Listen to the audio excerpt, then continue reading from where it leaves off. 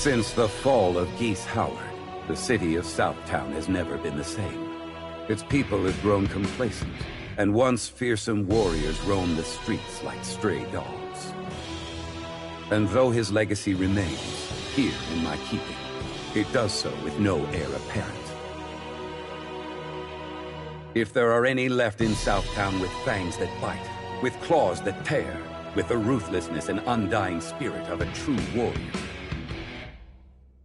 come to King of Fighters. Who will inherit the legacy of the fallen Emperor? Let the last wolves of this city determine that for themselves. Stroheim.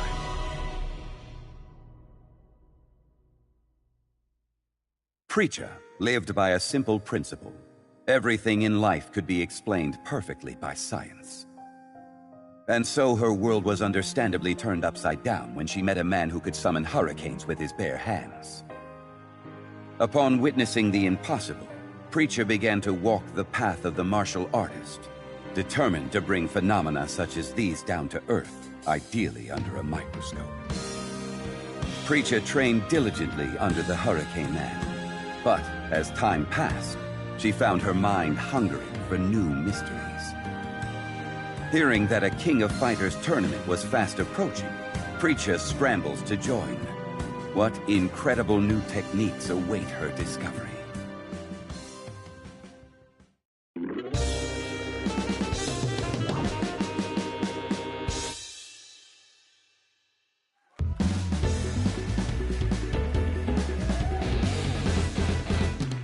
Finally, a worthy opponent. Let's do this.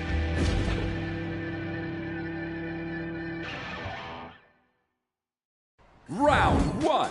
Get ready. Fight! SP2!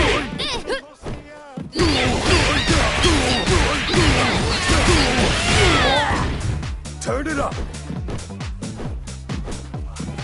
Here goes!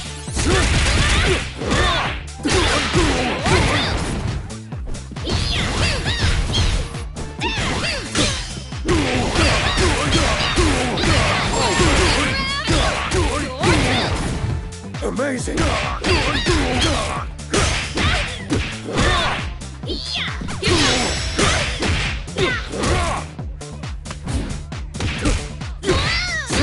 Salvatore! Preacher wins! That's all the info I need. Bye-bye! Round 2. Get ready. Fight! SP2! Turn it up! Here we go!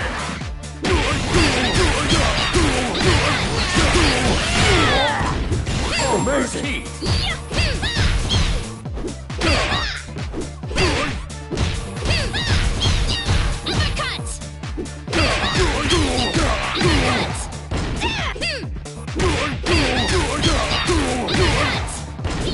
Nice!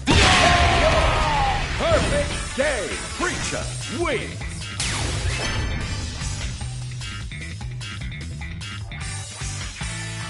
Once I sussed out your tempo, it was over for you. It might have taken me a little while, but hey, better late than never.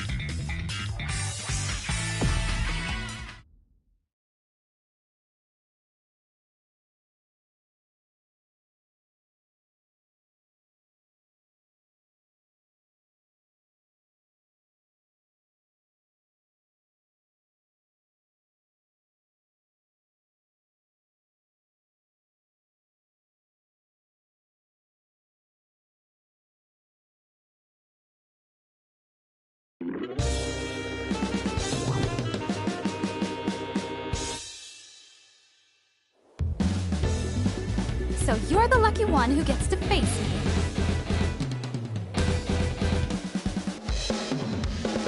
You know, I'm not gonna go easy on you. Round 1. Get ready. Fight SPT.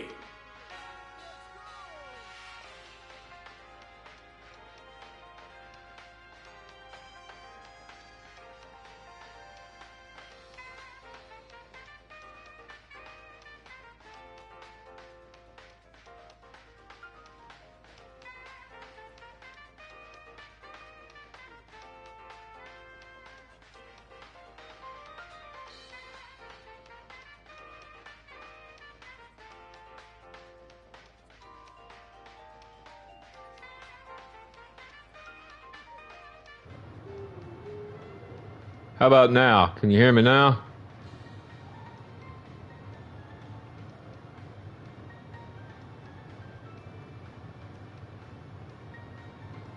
Okay, can you hear me now? Okay, like I said,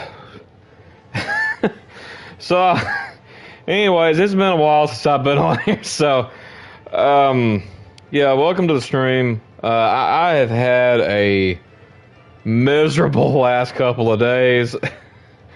So my internet glitched out is why I haven't been on, and you're probably wondering what that has to do with anything. But anyway, my internet glitched, and for some reason my PlayStation 5 literally just locked up. Like, it locked up. I had to force shut it down, and doing so actually corrupted a external hard drive of mine that I had a bunch of PS4 games on, like a bunch of my anime titles and other Japanese titles. Luckily, I have a spare hard drive, so I got that fixed. I'm also going to buy another one to, you know, put the stuff I had back on the one I had on this, but anyway, yeah, like, it started downloading stuff slow. Like, it would lock my whole console up every time I put it in. It was like, I even got my modem and router changed, and that helped, but it didn't help all the way. And I was like, you know, well, what the hell could be going on? And so I wiped my PS5 out after I backed up my data, thinking, well, maybe it's a console. Nope, that didn't do anything. And so I had to set everything back up, all that. And then come to find out, it was the actual external hard drive that's damaged. So, yeah. I would have streamed a couple of days ago. Like, it's been like 5-6 days ago when this happened now, because I spent like the past 2 days putting disc in and out, you know, and installing stuff, and then installing digital only titles or whatever, you know. So it's like, yeah, like it took some time. So that's one reason why I haven't been on live streaming. So yeah, that's why. But I'm back now, so Between you and Hope tomorrow, ninjas are so fascinating. Maybe I should visit Japan sometime.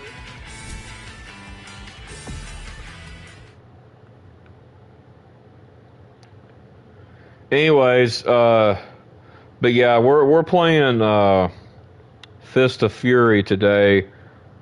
I forgot to finish the title when I made the headline, so I'll have to go back and edit the title of the video.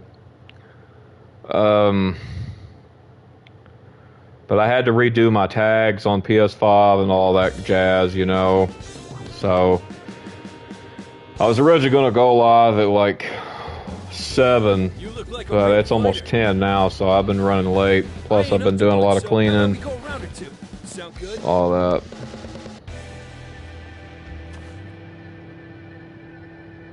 Round 1. Get ready. Fight SPT. Not done yet.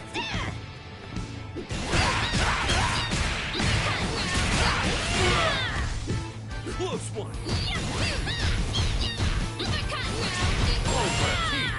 Oh, your physical copy of this? Yeah, it really sucked, Cherry. It really did. Not done yet. Oh, nice, man. I'm not gonna lie. I've been playing this game kind of whenever I'm on. I've been playing it non-stop. I've been playing Switch a lot lately, but yeah, when I'm on PlayStation, I have been playing this game kind of non-stop. It's really good, honestly.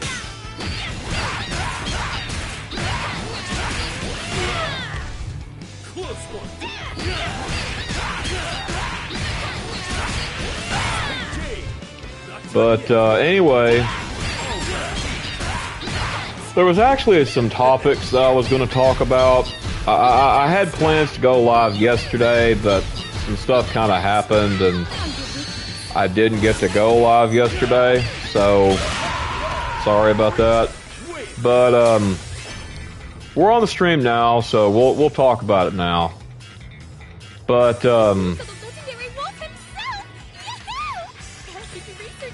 anyway, something I want to talk about is it's something of the Matrix B system. Now, I've honestly been wanting to talk about this for quite a while, and the thing is everybody is full of division. Everything and everyone are against each other. But what we're going to talk about two things that have a lot of division, are against each other. And no, we're not talking about politics. We're not talking about that today. Because that's obviously a given. But anyway, the first thing I want to talk about is these narcissists. These narcissists are against each other. They're against you. They want to use you. They want to get whatever they can out of you. And if you try to come to them with an issue, a problem, you know, whatever you got going on, nah, they don't want to hear it. You know, how dare you bring that up to me? Or, oh, well, at least you don't got it as, like, at least you're not, like me, or like, no, I mean, there's a time and a place to say, well, at least you're not like me or something. But, like, you know, when you're just saying that to every single thing they say, that's a problem. That shows you're a narcissist. But, and the next thing I'm going to talk about is narcissists in church. How churches are against each other. They are not of God. That's two of the things I'm going to talk about tonight. We're not going to spend too much time on this. I can't stay on too long. I do got some little bit of other stuff I got to do in a little bit. But we definitely will be going live tomorrow as well. Should be able to do it every day from now on, as long as there ain't no storms and my internet's not out, or, you know, nothing happens. But yeah, the churches that, like, and obviously, like, Pentecostalism, Catholicism is, like, you know, that's a lot of false doctrine and stuff, you know. But we're not necessarily talking about false doctrine tonight. It's like, you know, Pentecostals hate Baptists, and the reason they hate Baptists are because Baptists call them out on their crap. Now, you may be thinking, well, that's a good thing.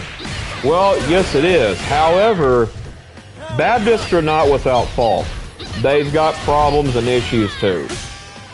You know, just like everybody else. But, you know, the thing is inside the church itself, this stuff should not be going on, y'all. It should not be going on,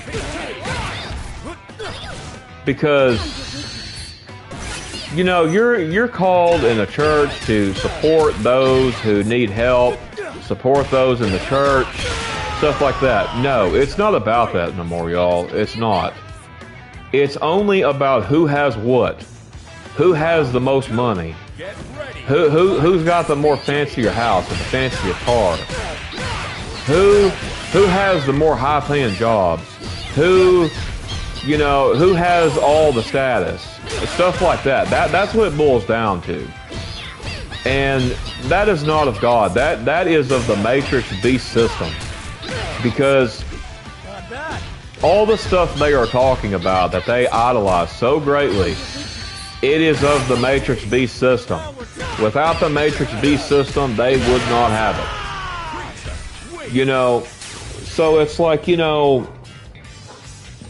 these people who are like, I go to church every Sunday, yada yada yada. I do this, I do that, I do communion. I go to mass or whatever it is. That they say. It doesn't matter. It does not matter that you're going. Don't need to get me started on mass. But anyway, the problem here is like it's very stupid. Like I'm going to say this one thing. And I'm not going to mention anything else political. So there is a guy in California who is saying apparently that he's wanting to do this. He's wanting to make homelessness illegal and a crime to where these people will go to jail. And he also said that these people here are the ones that should be on fentanyl. So what he's saying is, since they are less worthy in his eyes, they are less worthy to survive to him. And that is not true. He's just a scumbag. That's all it boils down to. And it's like, it's ridiculousness. And that's how they actually view it at the churches, y'all. That's why I brought that up. Yeah, they can't even help their homeless. I agree. Now, some of the drug addicts could, but because they got themselves in that position. But, it's like the churches are like this too, y'all. They really are. Like, go be homeless and then go into a church and see if they accept you. Guess what? They won't. They'll say, "Sir, ma'am, you can't be here." Or something like that. Why not? Why can't they be here? As a matter of fact, there's a story, and I want you to listen good when I say this story. Now, you may get a laugh out of the joke, but at the end of the day, it's not really a joke. It's actually pretty dang true. So there was this homeless guy, and he wanted to go and listen to the preacher preach in the church. He wanted to come to the Lord, stuff like that. So he goes in, y'all. He goes in. The pastor walks up to him. Sheesh. And he's like, "Thanks to you, it's back for the you can't be here." And then he's like, "Well, why not?" And he's like, "Sir, number one, you're homeless, and two, you stink." Okay, look, I get it. He's got bad hygiene. Trust me, I actually know of someone. I've smelled homeless people, and I know someone who isn't homeless, and they stink far worse than any homeless person I have ever smelled. So don't give me that. Homeless people take a bath when they can. This other person I know, that they don't even take a bath. Like, they do not take a bath. Hardly at all. But anyway, he was like, "You can't be here," all this stuff. And so he goes outside, and he goes and he sits by the window so he can hear the pastor preach. Why he would want to hear another pastor preach like that treated him that way is beyond me. I know I wouldn't. But anyway, so he was sitting there listening to him preach, looking all sad, stuff. There's a man that walks up to him, right? And this man goes, "Hey, what's your name, and why are you sitting out here really sad by the church window? Shouldn't you be inside?" Homeless guy replies, "Well, I tried to go inside, but the homeless man, he said the pastor wouldn't wouldn't let me in because I'm homeless and he says I have an odor. I can't believe it. And, I'm so stupid. Contaminating a specimen with here's the thing. hands. You want to know what the guy said back to him? Now, I want you to think about this very closely and clearly. The man replied to him and said, "My name is Jesus Christ, and I've been trying to get into this church for years." Okay, I get it. You may laugh at that joke, but in all honesty, Jesus has been trying to get in a lot of these churches for years, only to be not in there. Yeah, sure, they sing hymns or songs and do a sermon. That does not matter. That does not mean Jesus is there. Because here's the thing. When you're treating people like that, Jesus is not in the midst of you. You know, the Bible says where two or more are gathered in my name, that's church. That could be on this live stream here. That could be down the road. That could be at the grocery store. That could be even at the alcohol store. It could be anywhere. It could be anywhere you're trying to talk to somebody about Jesus. Okay? And then, you know, because they act like you have to go to a certain building to, you know, do this stuff. And it's like, nah, man. No, you don't. But anyway, the gist that I'm getting at here is this is how bad church has gotten. This is how bad narcissists have gotten in the church. Narcissists are running rampant in the church because when you'll try to talk to them about an issue, most of them will say, well, I don't want to hear that woe is me crap. You know, I work for a living. You know, they're always going back to jobs, working. Hey, cool. You know, if you can work, do it. But when you're idolizing it like that, and that's all you're talking about, and you're trying to force that belief system on someone else like that, to just sit there and idolize that, that shows me you have no life. You have no life. You have no fun time, no spare time. Vacation don't count. I'm talking about sitting down in your home, having fun, you know, maybe playing a game, watching TV, you know, talking to your spouse, something. It doesn't have to be you go going out and spending money, getting into debt, you know, stuff like that. It's honestly repulsive that these people are acting this way. And the reason I want to talk about it is because I've wanted to talk about this for quite a while. I just haven't got around to it. But we're like I said, we're gonna touch some base on it tonight, and we'll try to pick up back on the topic again tomorrow. I don't know. I may just do an actual just hang out and chat because I haven't done that in a while. So I can just hang out and chat about whatever we want to, about games or whatever. But it's honestly really ridiculous because if a person is sitting there, you know, coming to me, I don't care from what walk of life they come from. If they're coming to me and needing some biblical advice, spiritual advice, or just, you know, they need someone to kind of just lean on, I'm not going to turn them away. I'm not going to do it. I'm not just going to say, well, you know what? I work, and, you know, stop doing this woe is me attitude. I don't want to hear it. You know, you need to suck it up. You know, no, I'm not going to do that. Anybody who does that, they're a narcissist. I'm going to tell you that now. That is a narcissist. Because, and yes, there are narcissists who do have the attitude of woe is me.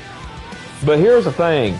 It's like, no matter even if you talk about this problem once, 3 times, or 5 times, oh, nope, woe is me every time.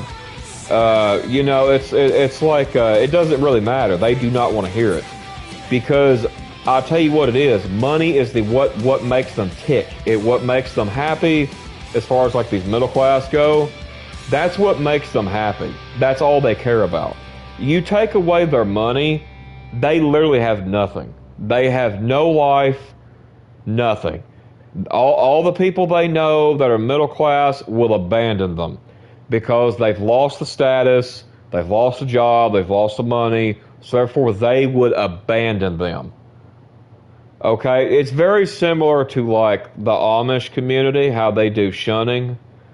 That would be the outcome with middle class, at most of them. Now, there's probably an exception of a few, Fatal Fury. you know, City of the Wolves. but yeah, it's like, you know, that is very sick, a sick way to be. Yeah, I get it. We need money to pay bills, you know, get some wants and stuff, but you know, dude, these people are going in debt. Like, they're maxing out credit cards, you know, and stuff like that, and they're causing the debt crisis to be worse. You know, and it's like, at the end of the day, all money comes from the government. And they're always crapping on people who's like on Social Security, food stamps, or some sort of governmental assistance program.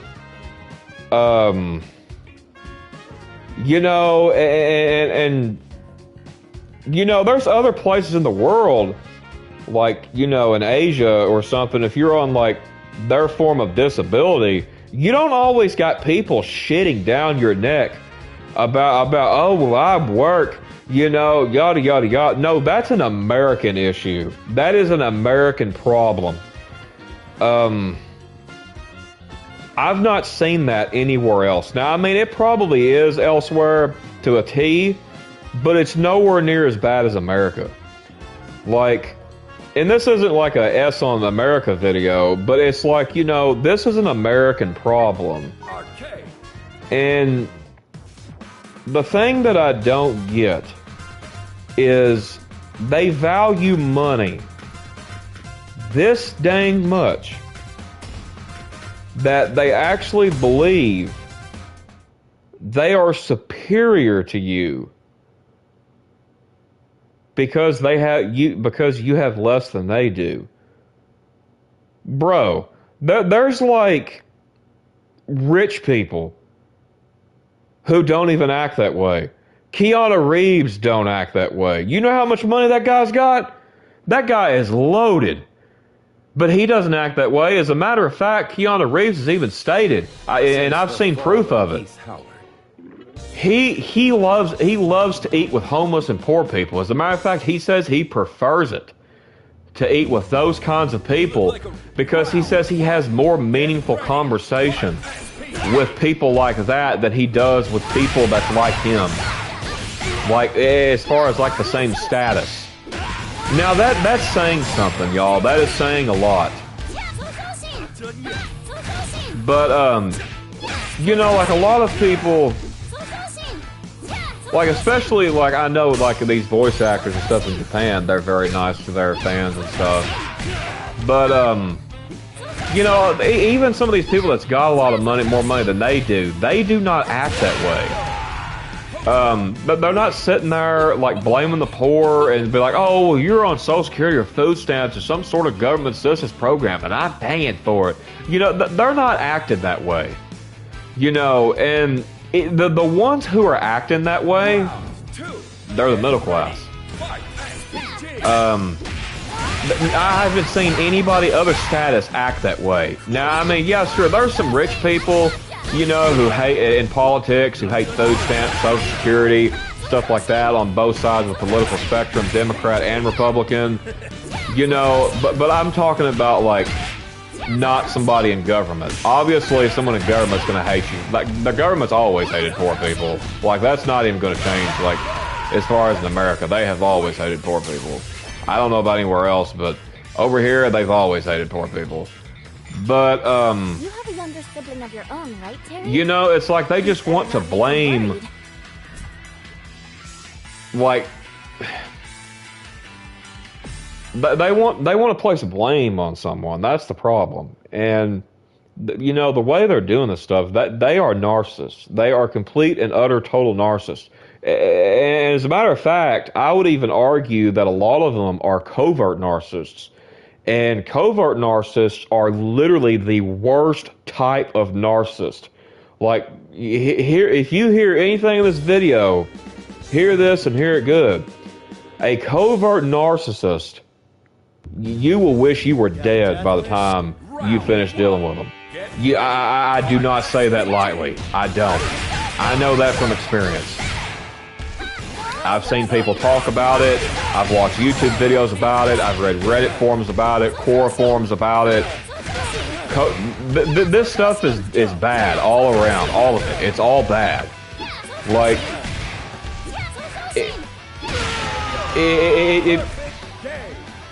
it's crazy that people are like this, because, and the thing is I would say over half of people are complete narcissists. Over half. So it begs the question,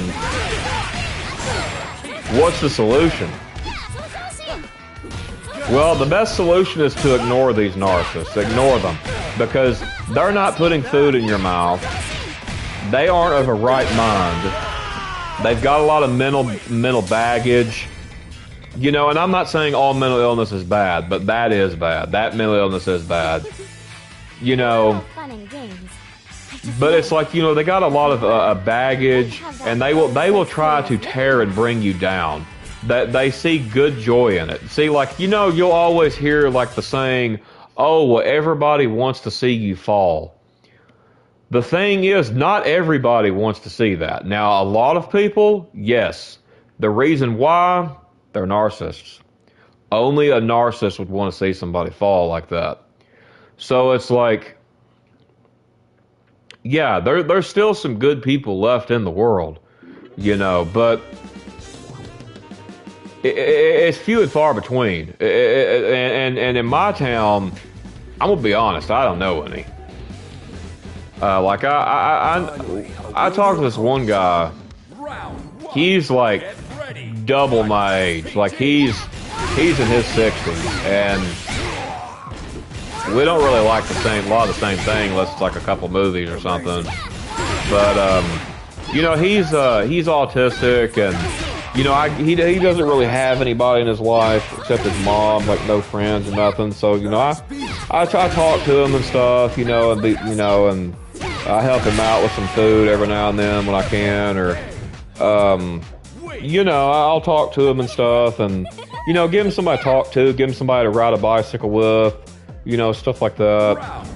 But other than that, as far as people in this town, in my town, I really could care less about any of them. I mean, I wish them well, and I hope all of them come to God, but that's it. Like, I literally do not care about their problems. Nothing. I really don't. But I know that may sound kind of mean to say, but I'm just being honest. They don't care about me or mine. You know, a lot of people here are not good people. But there are a few. There are a few that are decent, I guess. But it's wild.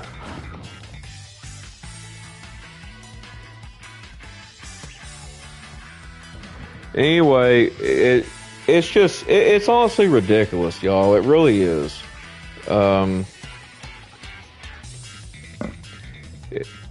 It's just y'all,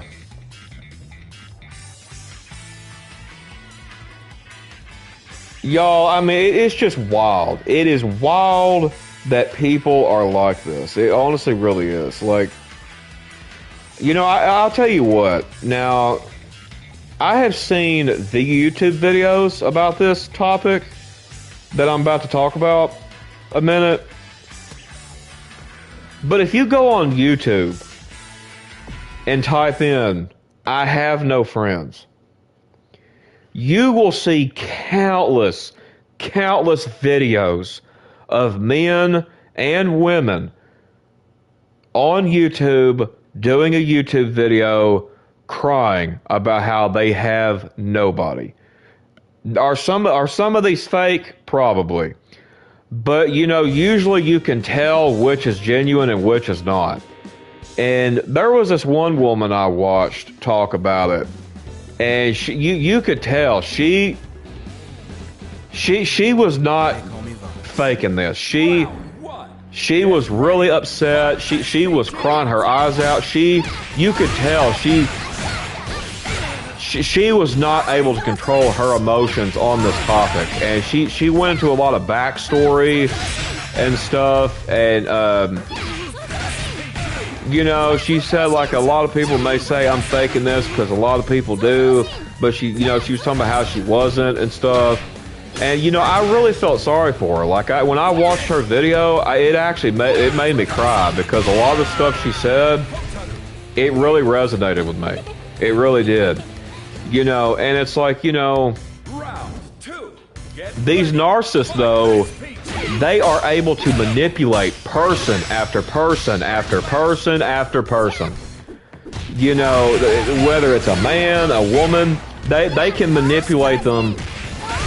You know, now obviously there are some people who just can't be manipulated by them, like myself, but, you know, it's just, it's pathetic people is what it is. And I just have no use for people like that. And a lot of this is in the church. Everything you do, you know, and this isn't just a video, just like, oh, you know, S on church or whatever. It's about addressing an issue. Because nobody will talk about it. Nobody will talk about it. You know. But you know what? I'm going to talk about it. Because they can't shut me up on it. These middle class cannot shut me up on it. It is high time to expose the garbage they do. It's high time we do. And, you know, that's why a lot of people, they are the reason why a lot of people hate Christianity. Believe it or not. Because they'll tell you things. They'll say you're going to hell for something you're not even going to hell over. Well, it's stupid. Like, it's say, oh, you watch a movie. Like, oh, say you watch a horror movie. Oh, no. Oh, you're going to hell now, man. That's their attitude. That is literally their attitude. Do I think a horror movie will send a person to hell? I think there are some that possibly could. Like The Exorcist, or like some of these demonic possession movies. I think those possibly could, because I do believe stuff, it can invite demons. But I will say this. Like a movie. Actually, you know what? I'll use this example. I play a game on PS4. And it's a horror game that I really like. It's a survival game. Like, you gotta make all the characters survive. And it's a game called Until Dawn. And they recently come out with a movie of this, and I want to watch it so bad. But it's going to be the last live-action adaptation of a game I'm going to watch if it sucks. But, anyway, the game, you know, it does have murder in it. That doesn't bother me, because that does not... the Bible has murder in it. You know? So, you know, it's not going to bother me. It's not making me think, oh, well, you know, maybe I should go do this. No, it's not making me do that. Now, there is a Ouija board scene in this game, but it's very brief. Now, here's what I'm going to say on that. Do I think Ouija boards are demonic? Yes. Do I think they summon demons? No, I don't. And I'll tell you why. These people, what they're doing is they're trying to contact a demon. Regardless if they had the Ouija board or not, they would still have the same outcome. You know, if a demon came to them, regardless of if they had a board or not, it would still come to them and let its presence be known. So the board has no power. No power at all. It's just a piece of cardboard. There is no such thing as a Ouija board demon. It does not exist. It's fake, it's fictional, it's made up. It does not exist. You know, do I think what the problem I think is they are trying to contact demons. Well, That is the so problem. you're my opponent for the Do I think a person should stay away from a Ouija board? Yes, because of what it's intended to do. In that sense, I do think it's bad. But do I think it's going to actually summon a demon? No. I think you're crazy if you think it does. You know, you've got to use logic and common sense on this. You know, obviously ghosts, stuff like, you know, ghosts are not real. They're not. They're completely fictional, completely fake. You know, but, you know, and if a ghost was real, it would be a demon. So, demons exist, yes, but ghosts do not. There's no, at least what people claim are ghosts, that does not exist. People like Ed and Lorraine Warren, they were mental. That's what it boiled down to. They were mental. It was a bunch of BS. That's all it ever was, BS. There's no haunted Annabelle doll.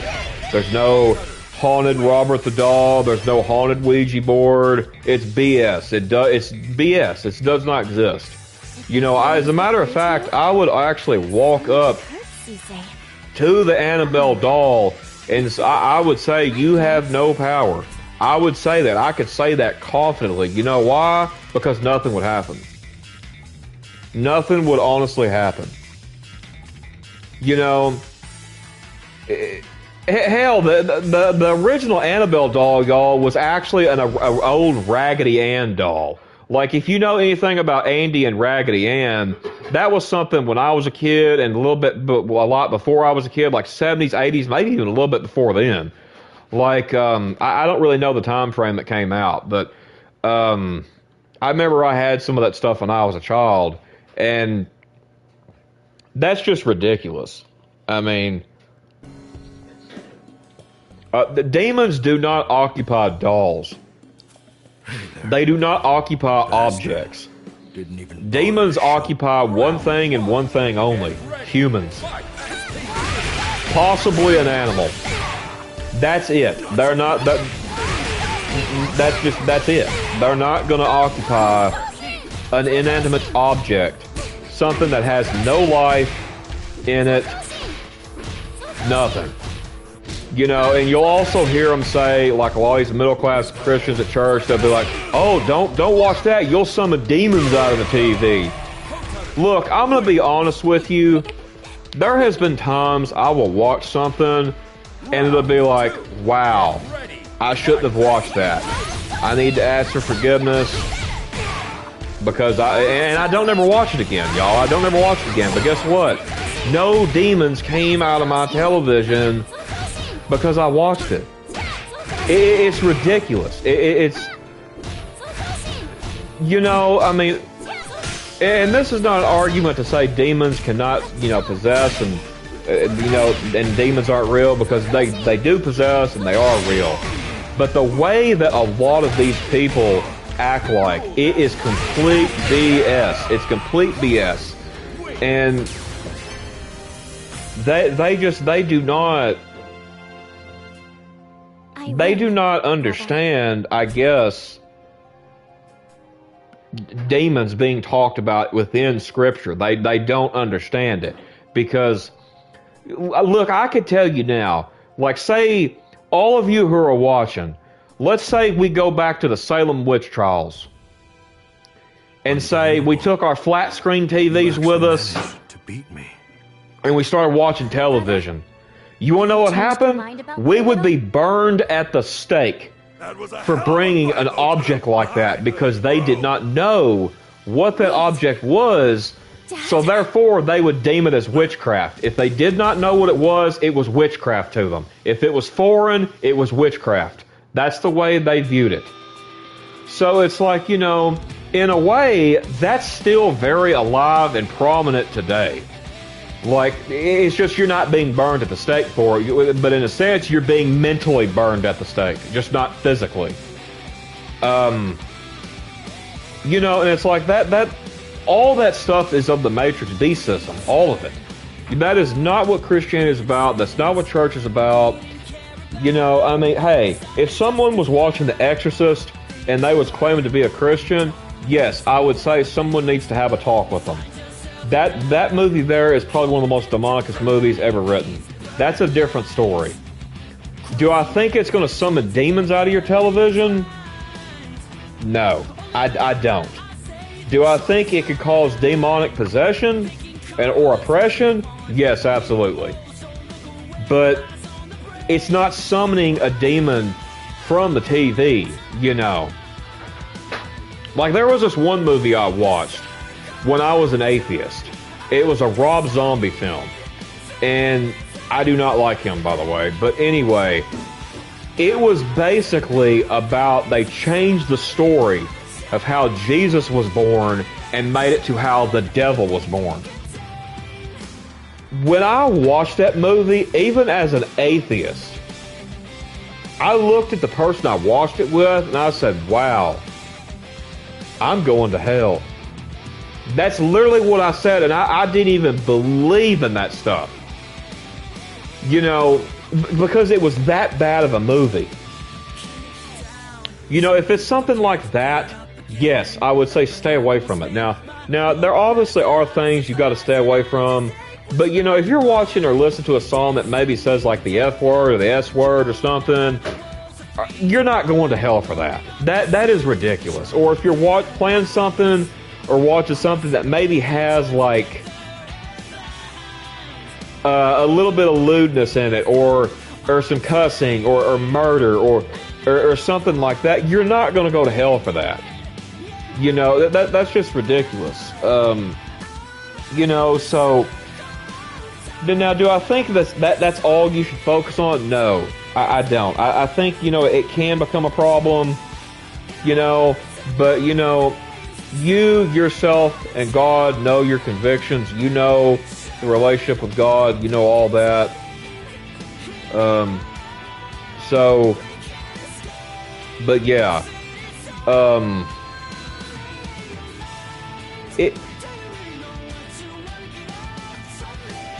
don't know, y'all. It's just crazy stuff, man. It really honestly is. But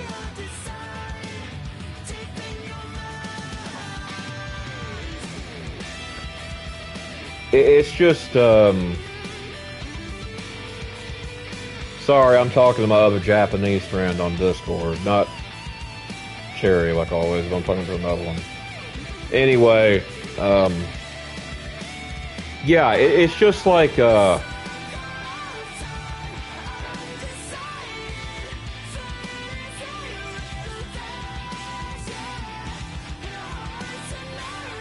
I don't know. It's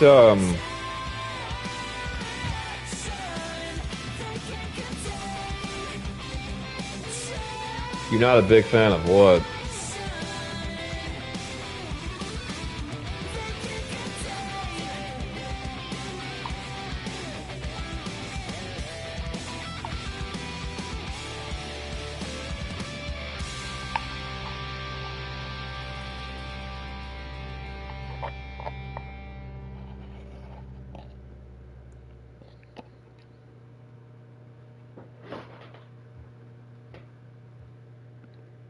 I totally get it, man. I'm not either.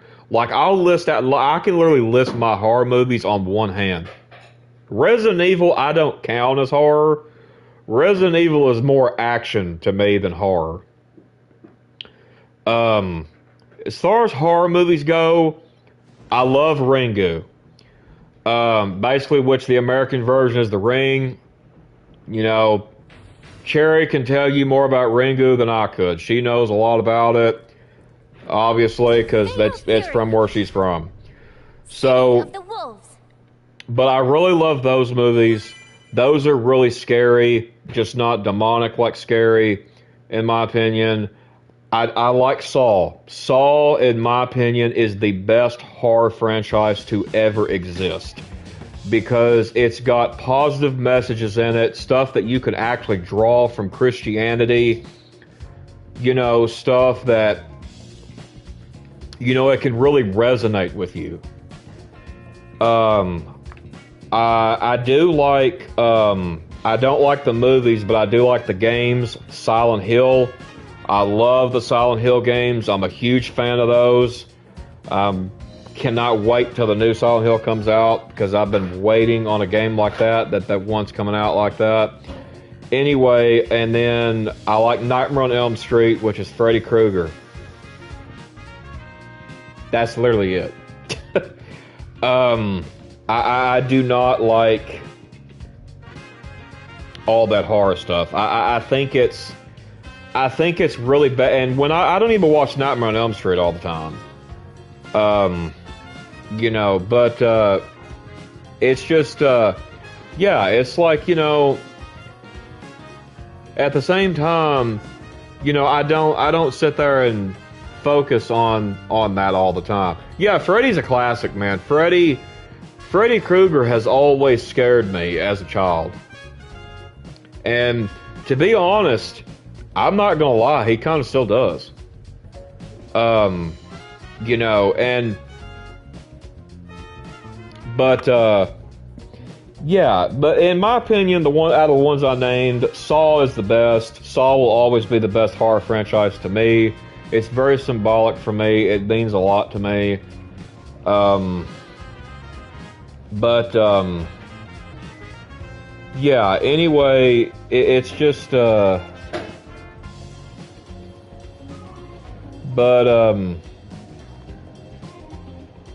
it's just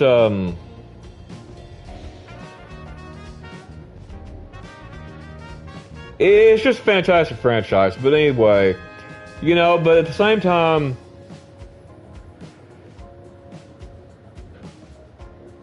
yeah, I know you do. Anyway, but it's like, you know, a lot of people will say that, you know, you'll go to hell or whatever, you know, for those movies I listed just now. And no, it's not true. I love Sadako. Me too. Sadako is, man, I'll tell you what. I'll tell you what. So, I grew up watching the American version of Ring. And when I grew up watching it, believe it or not, the little girl who plays as Sadako, which is her name was Samara in the American version, that was my first crush, believe it or not, when I was a kid. She actually voices Lilo from Lilo and Stitch. Actually, it's crazy how she voiced that. But when I saw the first Ringu, like, because see, she doesn't come out of the TV till the end of the film. But the thing is like, I'm even getting goosebumps now just talking about it. Like, the way that the film progresses, it's one of those films, it builds up to her coming out of the TV and scaring the hell out of the audience. And when she does that, man, that is scary as hell. But yeah, anyway, I'm going to have to get off here now. We will have to pick this conversation back up tomorrow. Oh, nice. We got more viewers than last time. Anyway, yeah, I appreciate y'all joining. Yeah. But yeah, try not to let these narcissists get to you. All that kind of jazz. You know, because at the end of the day, y'all, these narcissists, they do not matter. They really don't. You know, as far as like what goes on in your life. But yeah.